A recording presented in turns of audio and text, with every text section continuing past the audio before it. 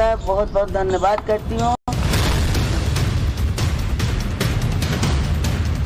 तो बिहार के मुख्यमंत्री को भी योगी जी से सीख लेनी चाहिए। मजहब के नाम पर एनकाउंटर करते हो। अपराध को अंजाम देने वालों का हश्र तो होना ही था ऐसा, लेकिन हम सबको प्रतीक्षा थी कि वो फांसी के फंदे पे लटक।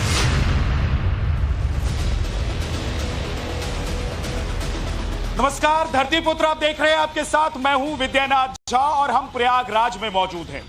उत्तर प्रदेश में एक नारा खूब सुना जाता है और इस नारे को लोग खूब बोलते हैं। एक ही नारा, एक ही नाम, जय श्री राम, जय श्री राम। ये बोलते हैं कि नहीं बोलते हैं आप लोग? हाँ, बोलते हैं भाई साहब। लेकिन आपको बता दूं कि योगी आदित्यनाथ जब उत्तर प्रदेश की कमान संभाल रहे थे तो उन्होंने भी राम का नाम लिया।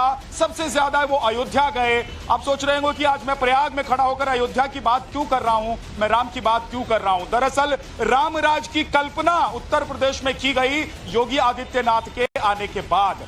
और आज प्रयागराज को लेकर जो खबर आई, अतीक अहमद के बेटे के एनकाउंटर की जो खबर आई, उसके बाद ऐसा लगने लगा लोगों को कि धीरे धीरे प्रयागराज से रामराज की कहीं शुरुआत तो नहीं हो गई है। और सवाल यह भी कि योगी आदित्यनाथ ने जो वचन दिया उस वचन को उन्होंने निभाया और माफिया गुंडे को उन्होंने मिट्टी में मिला दिया।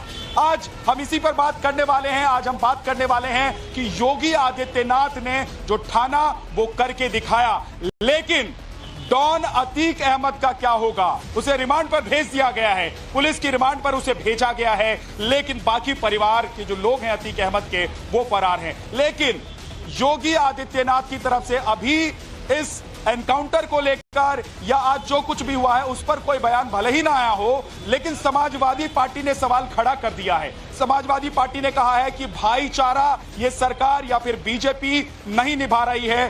तो सवाल यह है कि समाजवादी पार्टी किससे भाईचारा निभाना चाहती है? असदुद्दीन ओवैसी को आपने सुना होगा, नहीं सुना होगा तो मैं आपको बता देता हूं। असदुद्दीन ओवैसी ने कहा है कि चुन चुन कर धर्म देखकर अटैक किया जा रहा है और कानून का जो राज है वो योगी राज में या बीजेपी की सरकार में कोई मायने नहीं रखता है। लेकिन प्रयागराज के जो लोग हैं वो क्या सोचते हैं? देखिए, बहुत सारे वकील आज हमारे साथ खड़े हैं और इन वकीलों को यहां आने और इनसे बात करने का एक सबसे बड़ा मकसद ये है कि आज जब अतीक को पेश किया गया और पेशी के बाद उसे लेकर जाया जा रहा था तो आप लोगों ने वहां पर खूब नारेबाजी की, हंगामा किया आप लोगों ने, और यह भी कहा गया कि वहां पर जूते चले, बॉटल्स फेंके गए, पुलिस से धक्का मुक्की हुई, सीआरपी के जो जवान वहां पर मौजूद थे उनसे धक्का मुक्की हुई और कोशिश आप लोग ये कर रहे थे कि अतीक अहमद को किसी भी तरीके से अपने कब्जे में ले लें। क्यों कब्जे में लेना चाहते थे?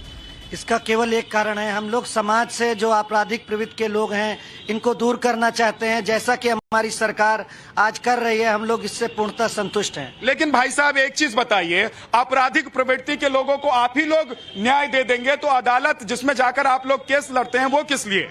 इसके लिए सफेद पोस्ट पूर्णतः जिम्मेदार हैं। अपराधीकरण का दूसरा नाम ही राजनीतिकरण है। आप लोगों ने जूते चलाए क्या? नहीं नहीं नहीं, ऐसी ये गलत चीजें हैं। हाँ। जो शरारती तत्व के लोग थे, हाँ, वो अधिवक्ता नहीं थे, उन्हीं के आदमी थे। ये दिखाना चाह रहे थे कि तरीके से तत्व थे, जो असामाजिक तत्व थे, उन्होंने ही ऐसा किया। तो डर लग रहा था कि उसके ऊपर जूता चल जाएगा, चप्पल चल जाएगा तो यहाँ पर जो उसके गुर्गे घूमते हैं वो कोर्ट में आ जाएंगे किसी दिन। इस तरह का डर तो नहीं था क्या आप लोगों में?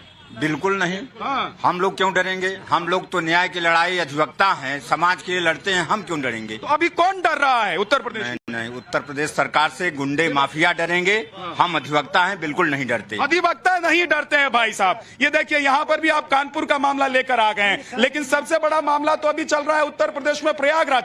पूरा हिंदुस्तान अभी प्रयागराज को देख रहा है और कैसे यहाँ गुंडे माफियों को ठिकाना लगाया जा रहा है वो भी लोग देख रहे हैं। लेकिन हमारे साथ कुछ मेहमान हैं, उनसे मैं आपका परिचय करा दूं। लेकिन इस वक्त एक बड़ी खबर आपको बता देता हूं, अतीक अहमद की रिमांड कॉपी से बड़ा खुलासा हुआ है। अतीक अहमद को रिमांड पर भेजा गया है पुलिस रिमांड पर, लेकिन बड़ा खुलासा हुआ है कि पाकिस्तान से हथियार की खरीदारी अतीक करता था। अतीक के गुर्गे और अतीक के पास जिन लोगों ने, आप लोगों ने देखा होगा कि बंदूक, राइफल, बड़े बड़े ऐसे महंगे गन हुआ करते थे, वो दरअसल पाकिस्तान से वो खरीदा करता था।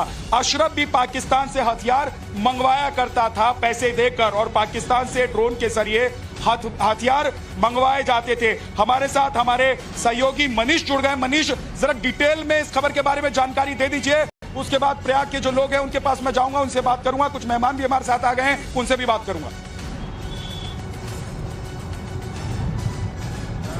देखिए, बिल्कुल विद्या, देश को जानना जरूरी है कि अतीक अहमद कोई प्रयागराज का छोटा गुंडा नहीं था, माफिया नहीं था, बल्कि एक देशद्रोही भी था। अतीक अहमद ने 12 अप्रैल को विवेचक को पूछताछ में यह जानकारी दी कि वो पाकिस्तान से पंजाब के रास्ते ड्रोन से हथियार मंगवाया करता था। उसका संबंध ISI और लश्कर तैयबा से है, ये उसने विवेचक को बयान दिया है। अतीक अहमद ने यह भी बताया कि अशरफ को इस बात की जानकारी है, वो और अशरफ हथियारों को बरामद करवा सकते हैं, उन रुपयों को बरामद करवा सकते हैं पंजाब अगर उन्हें ले जाया जाता है तो। ये कोर्ट किया है विवेचक ने, जो पुलिस ने रिमांड के लिए कोर्ट में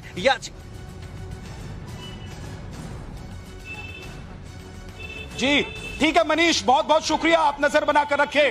सुबह से लगातार 6 बजे से टाइम्स नाउ भारत हर बड़ी खबर सबसे पहले अतीक को लेकर और प्रयागराज से जो खबर निकल कर आ रही है वो आप तक हम पहुंचा रहे हैं, हमारे सहयोगी पहुंचा रहे हैं, और मैं खुद प्रयागराज में मौजूद हूं, क्योंकि देखिए धरती पुत्र का हमारा जो मकसद है वो लोगों की आवाज पहुंचाना सरकार तक, सिस्टम तक, और लोग जो चाहते हैं, जो कहते हैं वो आप सुन सके, समझ सके, ये हमारा मकसद है। लेकिन हमारे साथ कुछ मेहमान आ गए हैं, जरा उनसे आपका परिचय करवा देता हूं। हमारे साथ जितेंद्र तिवारी जी हैं कांग्रेस से, हमारे साथ पवन द्विवेदी जी हैं, वरिष्ठ पत्रकार हैं, और सुनील शुक्ला जी हमारे साथ, सीनियर जर्नलिस्ट। नंदाल निषाद जी हैं हमारे साथ समाजवादी पार्टी से, या नहीं आए ही नहीं। अब इतना बड़ा जो उन्होंने ट्वीट कर दिया अखिलेश यादव ने, अब जवाब कौन देगा? जवाब देते ही नहीं बन रहा है समाजवादी पार्टी के नेताओं से, लेकिन मुझे लगता है कि उनको आना चाहिए था जवाब देने के लिए। और साथ ही साथ हमारे साथ हेमंत शुक्ला जी हैं बीजेपी से, बहुत बहुत स्वागत है आप सभी का। मैं आपसे सबसे पहले कांग्रेस वाले भैया सवाल पूछना चाहता हूं कि ये बताइए कि अतीक के बेटे का एनकाउंटर होता है, कांग्रेस के पेट में दर्द या समाजवादी पार्टी के पेट में दर्द क्यों हो रहा है? देखिए, सबसे पहले आपको धन्यवाद, आप हमारे प्रयाग शहर में आए, और हमारे पेट में दर्द नहीं हुआ। हमारे पेट में दर्द तो ये हो रहा था कि अपराधी का लगातार आप पिछले 2 साल से अतीक का घर गिरा रहे थे, अतीक का निस्तानाबूद कर रहे थे, और वो खुलेआम अतीक के जो गुंडे थे उन्होंने फिर से एक मर्डर कर दिया। दूसरा सवाल, तो मिट्टी में मिल गया कि नहीं मिला? अभी कहाँ मिट्टी में मिला? राम को सबने देखा, जिसने गोली चलाई, जिसने मर्डर किया, वो मिट्टी में नहीं मिला। हमारी बात सुनिए, राम को सबने देखा, रावण को भी सबने देखा, लेकिन युद्ध तब तक नहीं समाप्त हुआ जब तक रावण का अंत नहीं हुआ, जब तक रावण नहीं मारा गया था। विभीषण अक्षय कुमार मारे गए, मेघनाथ मारे गए, कुंभकर्ण मारे गए, क्या अंत हुआ? पूरी रामायण आपने देखी, लेकिन उत्तर प्रदेश के रामायण को आप समझ नहीं पा रहे हैं। ये बताइए, अतीक अहमद का एनकाउंटर करवाना चाहते हैं? मीडिया बिल्कुल, जो मेन है उसका एनकाउंटर होना चाहिए, उसकी गाड़ी पलटनी चाहिए, वो अभी तक नहीं हो पाया है। अभी तक तो उसकी गाड़ी कैसे पलट जाएगी? जबरदस्ती पत्रकार साहब गाड़ी पलटा दे क्या? देखिए, सबसे पहले तो स्थिति स्पष्ट होनी चाहिए कि प्रदेश सरकार ने नहीं किसी माफिया को पकड़ा है। हाँ तो 40 नहीं, लेकिन इस सवाल से नहीं, आपके इस जवाब से मैं सहमत नहीं होता हूँ। मैं सहमत इसलिए नहीं होता हूँ कि पहले की भी सरकारें थी, और आप तो पत्रकार हैं, बहुत अच्छे से समझते होंगे कि कोई मजबूत सरकार आती है वो कैसे काम करती है, और किसी सरकार को अगर किसी को संरक्षण देना होता है तो वो कैसे काम करती है। मायावती जी का पीरियड सबसे बढ़िया था कानून व्यवस्था के माने में। जो खेला यहाँ चल रहा है हाई कोर्ट के आदेश, तो मायावती जी ने भी तो अपनी पार्टी में जगह दी थी अतीक को। बसपा में कभी नहीं गए थे अतीक, आप फिर से देखिएगा, सपा में थे, अपना दल में थे। मायावती के करीब नहीं रहे, करीब नहीं रहे थे, टिकट बात चल रही थी लेकिन टिकट दिया नहीं था मायावती ने। करीब नहीं रहे तो इसका मतलब ये भी नहीं है कि शय नहीं मिला हुआ था। हालांकि मायावती सरकार के टाइम पर पहली बार उसके पोस्टर जारी हुए थे, नाम घोषित हुआ था, ये भी सच है, लेकिन अतीक मनमानी तो करता ही रहा। सर, जय श्री राम। आप लोग आते ही जय श्री राम बोलते हैं, बीजेपी के नेताओं का बढ़िया है, आते ही सबसे पहले जय श्री राम बोलते हैं, लेकिन लोग कल्पना कर रहे हैं कि राम राजा है। पुरुष नहीं समय होत बलवान, भीलन लूटती गोपियां, वही अर्जुन वही बाण। जिस अतीक अहमद को कभी मुख्यमंत्री आके उससे दरवाजे पे दरबार सजाया करते थे, आज माननीय योगी जी की देन है कि समाज की सुरक्षा के लिए उसको मिट्टी में मिला दिए। आज वही अतीक अहमद जिसके, लेकिन वो कह रहे हैं अतीक अहमद थोड़ा ना मिट्टी में मिला है। मान्यवर, किसी व्यक्ति को सबसे बड़ा दुर्दिन होता है जिस दिन अपने पुत्र का शव देखता है, अपने रिश्ते नातेदारों को जो है तड़पते हुए देखता है। अगर आपको वास्तविक अतीक अहमद का चरित्र देखना हो तो आप जाके उस समय 5 साल पहले जाके चकिया में देखिए। वहां जितनी महिला इंटर कॉलेज होती थी उस समय शिक्षा में उनकी उपस्थित 35 से मात्र 40% हुआ करता था। कारण वहां पर अतीक के गुंडे आकर के लड़कियों के साथ छेड़खानी करते थे। लोग मुस्लिम बेटियों को अपने स्कूल नहीं भेजते थे। और आज आप देखिए 70 से 80% होती है कि नहीं। आप सहमत हैं इनकी बात से? पहले मैं आपको बता दूं, मेरा आपने परिचय दिया नहीं। मैं अशोक कनौजिया, अटेवा प्रदेश संगठन मंत्री। अटेवा पुरानी पेंशन बहाली को लेकर के आंदोलन चला रहा है पूरे प्रदेश में, पूरे देश में NMOPS के नाम से। अच्छा। तो मेरा ये जो ऐसा मानना है, विषयांतर थोड़ा सा मैं कर दूं अगर आप की इजाजत हो तो।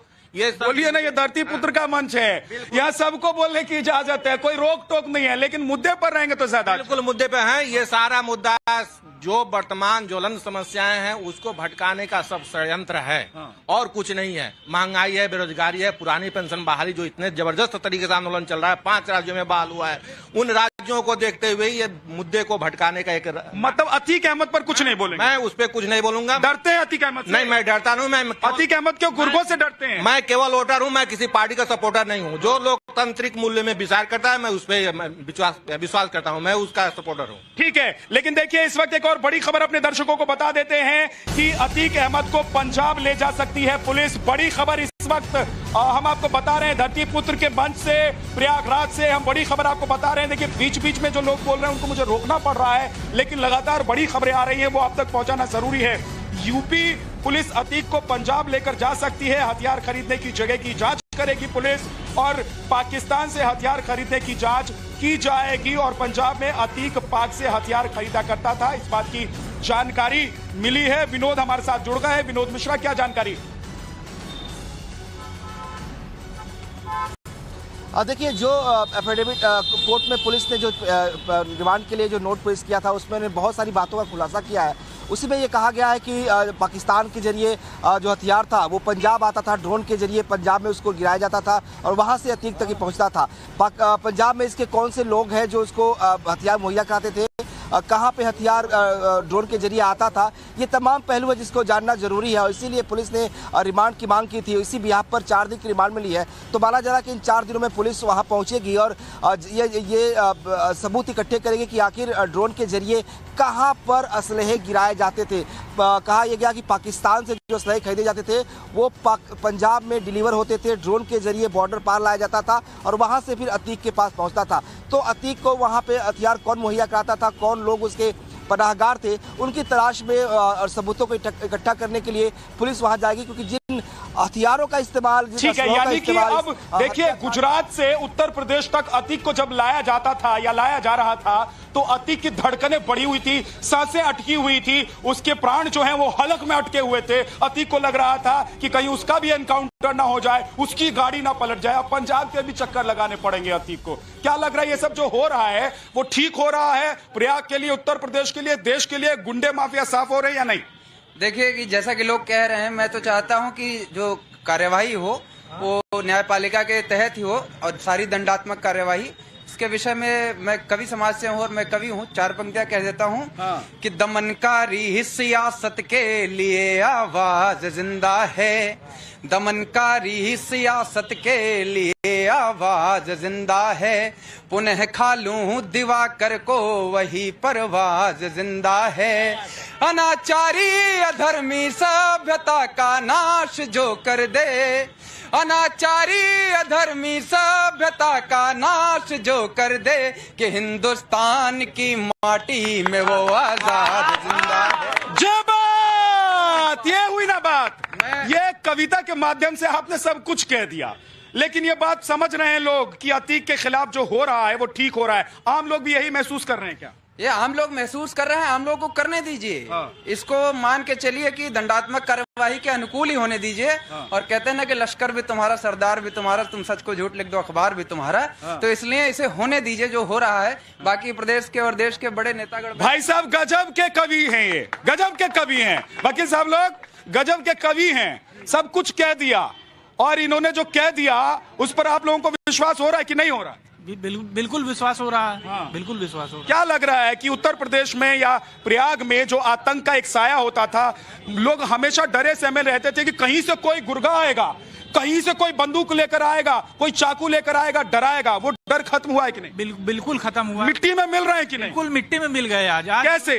बिल्कुल साबित हो गया आज की जो पुलिस ने किया है झांसी में, उस कांड से पूरा ये साबित होता है कि जो योगी जी ने उस दिन स्टेटमेंट दिया था कि मिट्टी में मिला देंगे, वो आज साबित कर दिया। मिट्टी में मिला दिया भाई साहब, क्या मिट्टी में मिला दिया कि नहीं मिला है? बिल्कुल मिट्टी मिला दिया गया है। वो खुद ही बोल रहा है कि मुझे मिट्टी में मिला दिया गया, अब मुझे रगड़ा जा रहा है। अभी उसके बेटे का भी एनकाउंटर हो गया।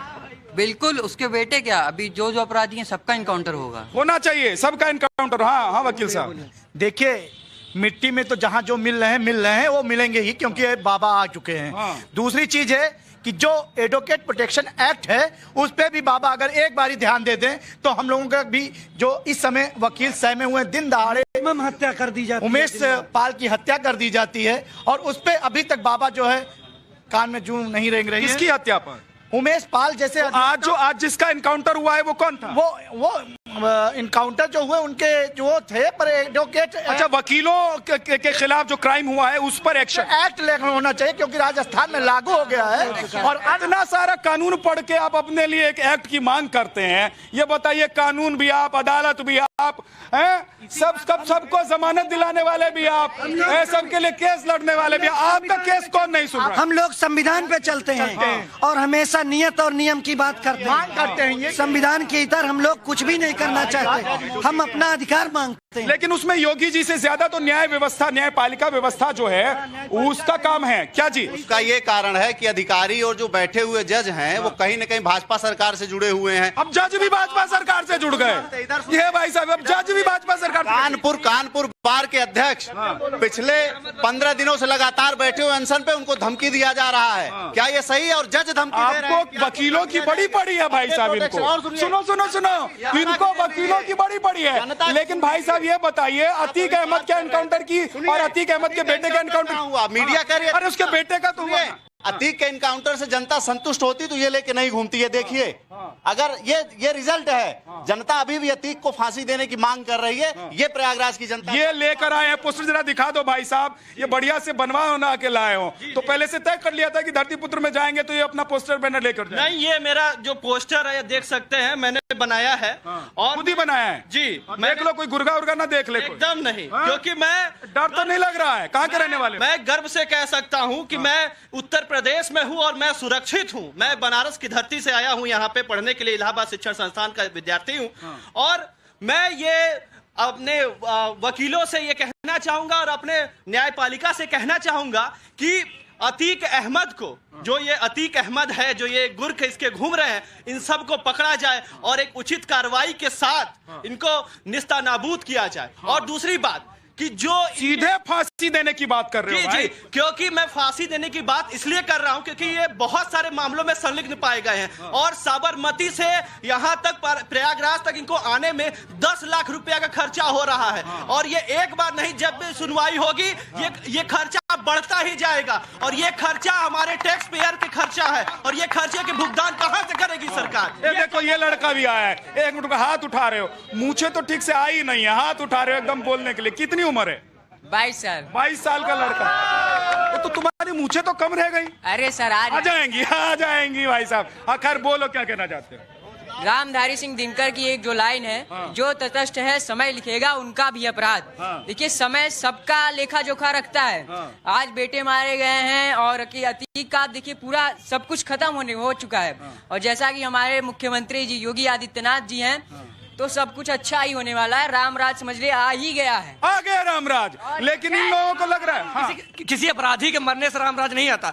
अपराधी हैं तो मारे जाएंगे। अरे राम जी भी सुनिए, रामराज तब आएगा जब तेल का की कीमत कम होगी, जब आटे की अच्छा एक बताओ मेरे भाई, सुनिए, फीस कम होगी। जब लगातार फीस बढ़ा रहे हैं, जो अपराधी हो तो मारा ही जाएगा, उसका मरना निश्चित। कोई भी सरकार होती, हमको उत्तर प्रदेश पुलिस में पूरा भरोसा। एक चीज बताओ, रामराज कब आया था?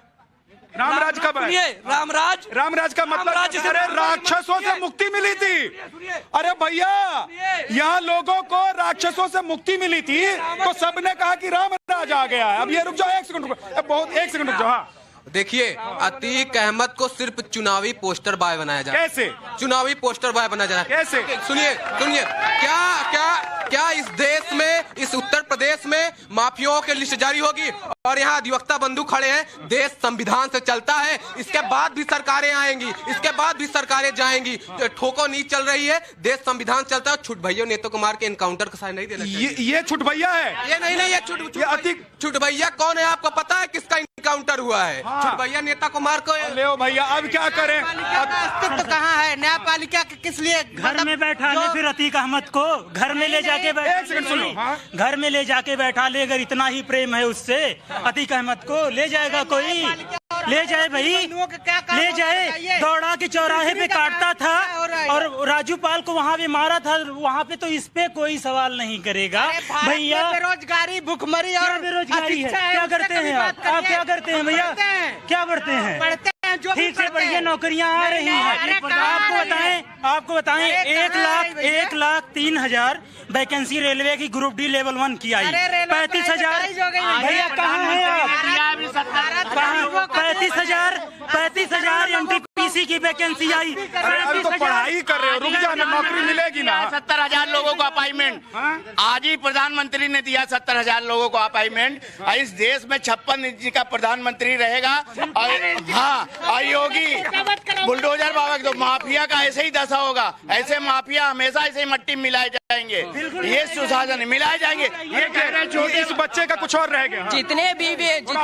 जितने भी यहाँ विरोधी हैं वो तथ्यों और तर्कों पे बात करें। हमारे पास 100 सबूत है जो सरकार अच्छे काम। तुम्हारे पास तथ्य और सबूत दोनों हैं, कैसे बताओ? आप टीवी पे रोज देख रहे हैं। तथ्यों और सबूतों के साथ जो लोगों को खत्म किया जा रहा है, मिट्टी में मिला, कहा और किया।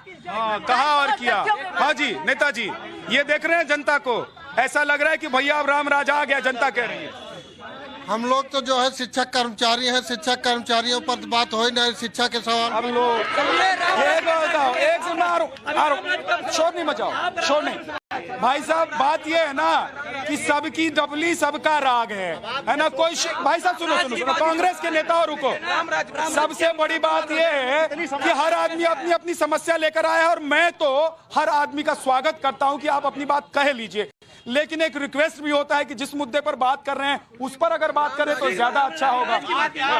आपके ही मुद्दे पे हम लोग चल रहे हैं। मुद्दा आप ही का है, हम लोग इधर उतर नहीं जाएंगे। लेकिन मामला ये है कि इसके जड़ में जाइए है क्या। ये सब केवल ज्वलंत मुद्दों को भटकाने का तरीका है और कोई इसका तरीका नहीं। निकाय चुनाव को मोड़ने के लिए बस सारा प्रोपोगंडा। निकाय चुनाव को मोड़ने के लिए सर, जो बच्चे अभी कह रहे हैं बेरोजगारी और रोजगार के लिए, उनके लिए मैं बहुत स्पष्ट कहना चाहता हूं, किसी राज्य में जब तक सुरक्षा नहीं रहेगी तब तक कोई भी यहाँ पे इंडस्ट्री नहीं लगेगी। और जब तक इन अपराधियों का सफाया नहीं होगा, आज की डेट में सुनिए मेरी बात, योगी जी के कहने और करने में कोई फर्क नहीं है। हमने बचपन में रामायण जो है रामानंद सागर जी की देखी थी। धक्का मत दो, तुम धक्का दोगे फिर वो भी देंगे, फिर मेरे लिए काम बढ़ जाएगा। हमने बचपन में रामानंद सागर जी की रामायण देखी थी और आज भी रामायण देख रहे हैं। योगी जी हनुमान जी के रूप में आज अक्षय कुमार जी का वध कर दिया है और रावण का भी वध होगा। ये कह रहे हैं, सुनिए, ये कह रहे हैं कि रोजगार कहाँ है? आप बताइए कहाँ लोग यहाँ। आप कितना पढ़े? मैं एमए का स्टूडेंट। तो पढ़ाई कहीं रोजगार के लिए अप्लाई कर रहे हैं कि नहीं कर रहे हैं? अरे जब कहीं कुछ सीट निकलेगी तब ना। कहाँ वैकेंसी निकल रही है? वैकेंसी तो फर्स्ट वैकेंसी। सुनिए देखिए ये स्टूडेंट आया। हाँ जी, क्या नाम है? ललित किशोर शर्मा। देखिए जो लोग ये लोग बात कर रहे हैं कि जो है अतीक अहमद के साथ न्यायपालिका के साथ जो है न्याय नहीं किया जा रहा है, मैं इनसे पूछना चाहता हूं, अगर यही घटना आपसे संबंधित किसी लोगों के साथ हुई होती, उस उमेश पाल के परिवार से जाके पूछिए ना उसका क्या हाल है। उमेश पाल हत्याकांड हुआ तो उसके परिवार से पूछिए ना उसका क्या हाल हुआ। और जो असद को मारा गया है, आप ये बताइए, अगर आप पर कोई हमला करेगा, ये पूरी जानकारी तो आप रखिए ना। आप तथ्यों को रख ही नहीं रहे हैं। अब देखिए हत्याकांड कैसे हुआ, एनकाउंटर कैसे हुआ? एनकाउंटर हुआ कि पुलिस ने उन्हें पहले पता किया कहां पर हैं, उन्हें रोकने का प्रयत्न किया, जब नहीं रोके तो पुलिस पर ही गोलियां चलाने लगे। अब क्या पुलिस अपनी रक्षा नहीं करेगी? क्या न्यायपालिका ने ये हक नहीं दिया है? मैं 4 पंक्तियां रखना चाहता हूं जो देश की ऐसे अपराधी एक सेकंड आराम से एक करके। गोलियां राजूपाल को लगी थी। मैं चाहता हूं अतीक अहमद का एनकाउंटर हो, उसे 3 दर्जन गोलियां लगे, 36 गोलियां लगनी चाहिए। और जो बेरोजगारी की बात करते हैं ये लोग, यही कंपनी गार्डन में सर 6 लोग आरओ हुए और कल 3-4 दिन पहले पीसीएस का रिजल्ट आया, 2 लोग पीसीएस हुए। कितने लोग ग्रुप डी, टीजीटी, पीजीटी हो रहे हैं। पढ़ेंगे नहीं तो खाक मिला के दे देगी। और इसके पहले लोग आईएएस, पीसीएस, डीएम, कलेक्टर बने पड़े थे। इनके खानदान में बेरोजगार हैं। सर, सबसे पहला सवाल तो ये है कि जो हमारे मुख्यमंत्री जी हैं वो संसद में कहते हैं कि ये किसके द्वारा पाले गए माफिया हैं, एक पार्टी का नाम लेके। मैं ये बताना चाहता हूं कि अगर कोई पार्टी माफिया पालती है तो आप ये बताइए, आज जब वो उस पार्टी के पहले किस पार्टी के साथ वो माफिया था? जिसके साथ आज आपका गठबंधन है वो पार्टी आपकी स्वच्छ हो चुकी है। अपना दल, आज अपना दल के साथ वो गठबंधन में है तो वो पार्टी बहुत अच्छी हो चुकी है। जब वो 2003 में विधायक थे, आपके हिसाब से अपना दल को अलग कर देना चाहिए? बिल्कुल अलग कर देना चाहिए, या तो फिर अपना दल को भी कह दे कि ये अपना दल के भी तो 2 गुट हो गए। अपना दल के भी 2 गुट हो गए तो आप जो आपके गठबंधन देखिए अपना दल का भी 2 गुट हो गया। लेकिन मैडम आप बहुत देर से खड़ी हैं, बता दीजिए जल्दी से जो कहना। हम क्या बता रहे, लोग बोल तो रहे ही हैं। हमें तो बस एडवोकेट प्रोटेक्शन एक्ट लागू होना चाहिए, क्योंकि दिन दहाड़े एक अधिवक्ता की उसके ड्रेस में गोली मारकर हत्या की गई है। उसे देखिए अधिवक्ता लोग अलग परेशान हैं। इनकी परेशानी ये है कि भाई साहब अधिवक्ता की हत्या की गई है, उस मामले में भी न्याय होना चाहिए और इनको प्रोटेक्शन मिलना चाहिए। लेकिन आज आप सभी का बहुत बहुत धन्यवाद, बहुत बहुत शुक्रिया। प्रयागराज से धरतीपुत्र में आज इतना ही। कभी भाई आज टाइम नहीं है, फिर आएंगे प्रयागराज, फिर आपसे मुलाकात होगी, फिर आपके साथ मिलकर शो करेंगे। बहुत बहुत शुक्रिया। देखते रहिए टाइम्स नाउ भारत।